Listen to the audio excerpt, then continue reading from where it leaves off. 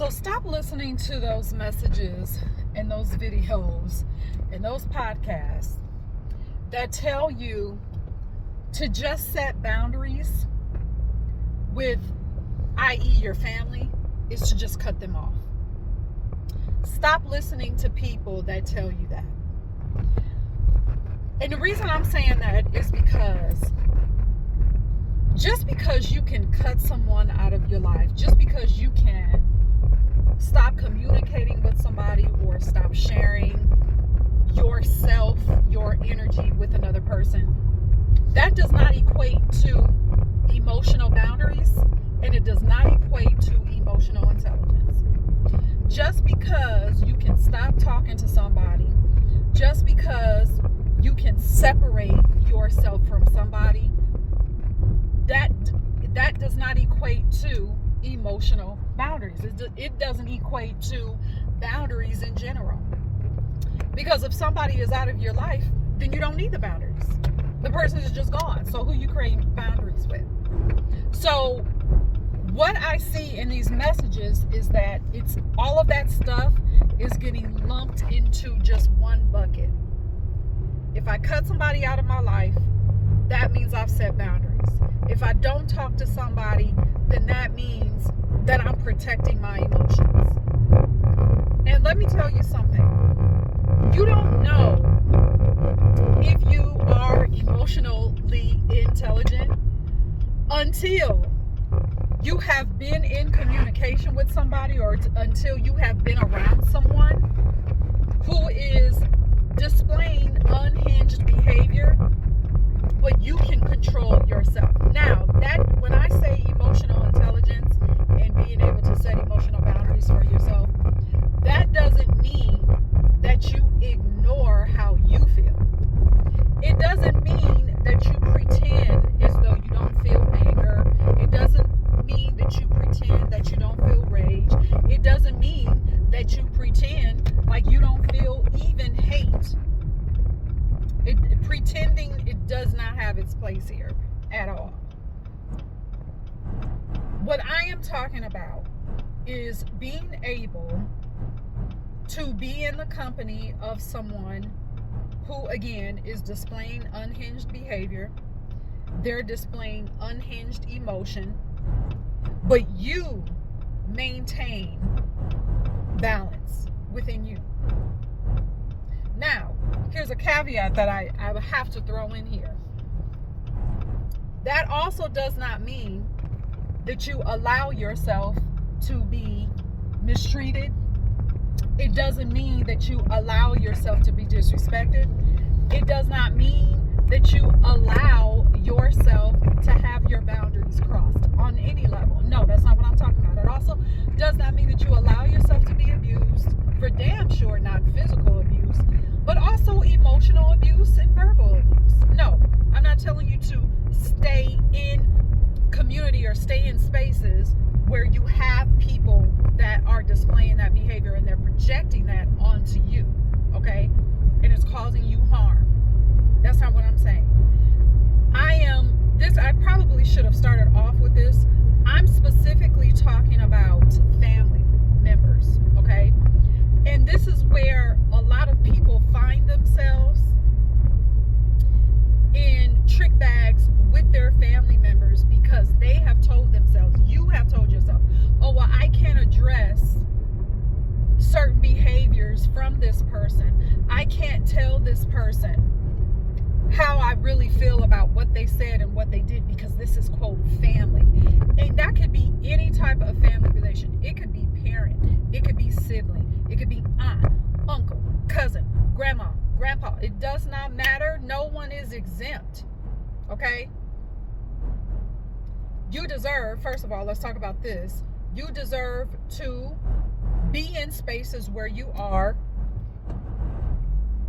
respected, even if you are not understood. No one is required to understand you. However, you do deserve respect. Also, when it comes to family, one of the reasons why people will allow family members to disrespect them, to whatever that looks like, is because people will chalk that up to, people will provide an excuse and say, oh, well, that's just fill in the blank of whatever type of relation you have with that person. Oh, that's just mom, that's just how she is. Oh, that's just dad, that's just how he is.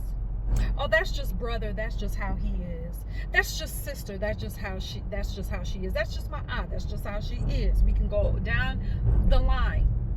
And you have given people an excuse. With that excuse, and a person's behavior just continues to grow and get worse. A person, however they are, okay, they just continue to grow into that. Yes, people change, but if a person has not dealt with their own emotions, they have not created emotional boundaries for themselves, harmful behaviors just grow. They don't go away. They may look different. They may even become more sneaky. They may become more manipulative in the way that they express that behavior or express that harmful way of expressing their emotion. It doesn't go away. But that doesn't mean that you have to be on the other side of it just because that person is family. And yes, I am talking about blood. I'm not talking about fake cousins, extended family, or because we grew up together, or because I've known you for 100 fucking years that we're just family. No, I'm talking about blood family, people that you talk to. Even if you're watching this and you're living with family, I'm talking about them too, those people too. Again, it is easier sometimes when you hear people say, oh, I went no contact with a parent, or I went no contact with my family. Okay, well, I get the extreme cases where, I'm not going to go through all those extreme cases, but yes, there are those extreme cases where a person refuses to give you the respect that you deserve. No, you don't. No one ever has to put themselves in that situation. So yes, there are those cases where in order for you to maintain your balance, that you do have to just say, you know what, this person is going to continue to project onto me, to continue to be unhinged in their behavior. So I'm going to choose to just block this person out of my life. That's what I need to do. And I'm going to sleep well every single night, knowing that I took care of myself first. Okay, so there are those extreme situations. But when it is not extreme, again, I go back to saying, if you cut someone out your life, that is not creating boundaries. Sometimes that is the easy way because you don't want to have the difficult conversation and tell this person, hey, and tell this family member, hey, what you said, this is how I felt about what you said. What you did, this is how I felt. This is how what you did affected me. This is how I felt after your actions. Your actions were horrible. Your actions were terrible. Your words were terrible. They were disrespectful. This is how I felt. So, depending on that person's response, then you can decide how to proceed. A lot of people, again, we're talking about family specifically here, you'll hear people that will say, oh, well, I don't want to disrupt the peace. People will also use the excuse of, well, this person has children and maybe they were stressed out, or this person has children and so I don't want to cause any type of conflict. No. What does that person's actions have to do with their kids? A lot of people will use children as a crutch to not have difficult conversations. And what I'm telling you is that you need to stop doing that. If you're watching this and I'm talking to you, stop doing that. Be willing to disrupt a family dinner. Yes, I said that. Be willing to disrupt the family reunion. Another, and I'm saying that because another excuse that people use will be, oh, well, I didn't want to disrupt a family dinner. I'm telling you this because this is what I've heard in my own family. Okay.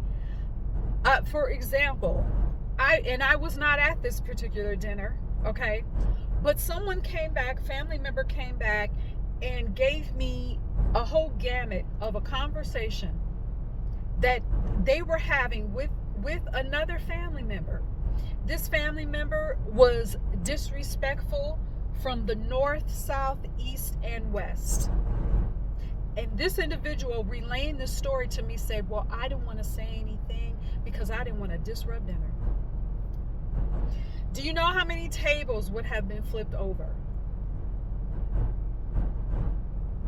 Do you know?